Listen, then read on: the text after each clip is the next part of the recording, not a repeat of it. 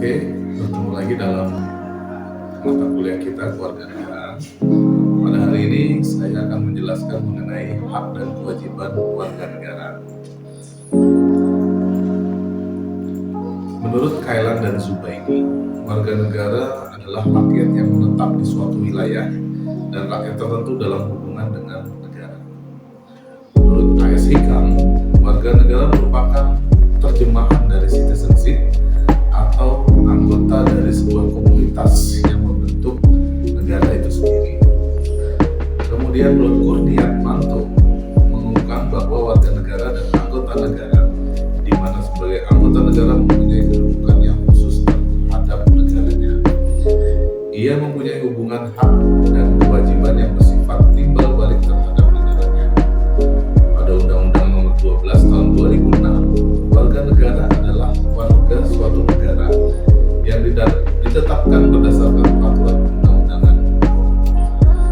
Sedang pada Undang-Undang Dasar Negara tahun 1945, konteks hak dan kewajiban warga negara ada pada pasal 26, 27, 28, 29, 30, 31, dan 34. Dalam konteks Indonesia, hak dan kewajiban warga negara itu mencakup bidang politik, pemerintahan, sosial, keagamaan, pendidikan, dan pemerintahan.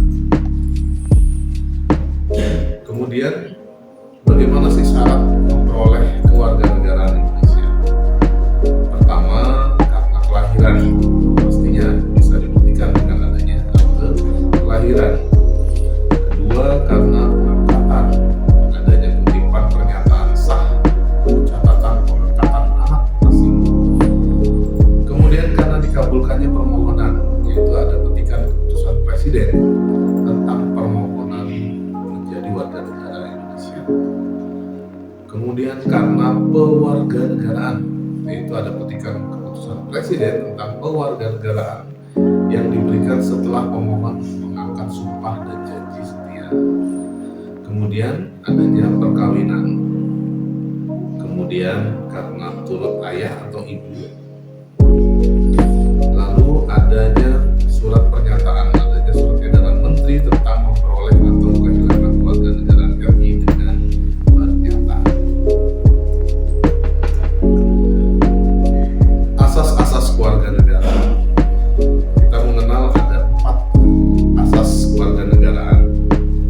Pertama adalah asas Lus Sanguinis, yaitu asas keturunan atau hubungan darah. Artinya kewarganegaraan seseorang ditentukan oleh orang tuanya. Kemudian asas Lus Soli atau asas daerah kelahiran. Artinya bahwa status kewarganegaraan seseorang ditentukan oleh tempat kelahirannya di negara tersebut. Kemudian ada asas bipatrid atau dui kewarganegaraan. Timbul apabila menurut peraturan dari dua negara terkait seseorang dianggap sebagai warga negara kedua negara tersebut. Apatrid atau tanpa kewarganegaraan timbul apabila menurut peraturan kewarganegaraan seseorang tidak diakui sebagai warga negara dari negara apapun.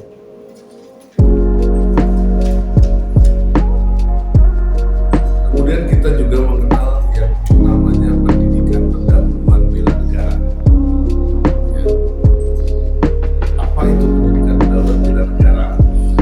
Bela negara atau bela negara adalah tekad, sikap, dan tindakan warga negara yang teratur, menyeluruh, terpadu, dan berlanjut yang dilandasi tentunya oleh kecintaan pada tanah air serta kesadaran hidup berbangsa dan bernegara. Bagi warga negara Indonesia, usaha pembelaan negara dilandasi oleh kecintaan pada tanah air dan kesadaran berbangsa dan bernegara Indonesia dengan keyakinan pada Pancasila sebagai dasar negara serta berpijak pada Undang-Undang Dasar 1945 sebagai konstitusi negara. Wujud dari usaha bela negara adalah kesiapan dan kerelaan setiap warga negara untuk berkorban demi mempertahankan kemerdekaan, kedaulatan negara, persatuan dan kesatuan bangsa Indonesia, keutuhan wilayah Nusantara dan yuridiksi nasional, serta nilai-nilai Pancasila 1945. Dasar 1945. Kemudian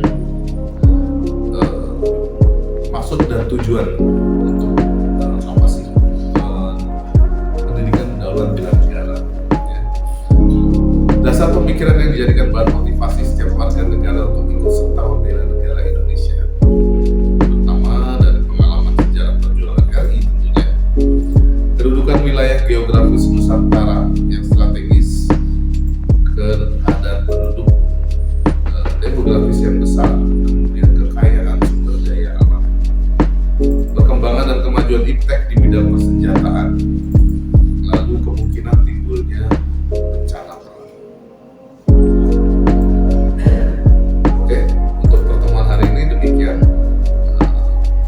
Untuk pertanyaannya adalah, apabila saudara dipilih untuk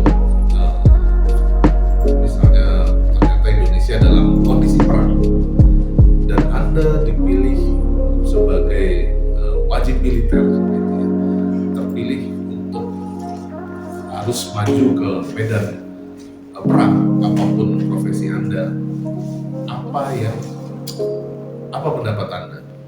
Apa yang akan Anda lakukan? Dan bagaimana menurut Anda pemilihan seseorang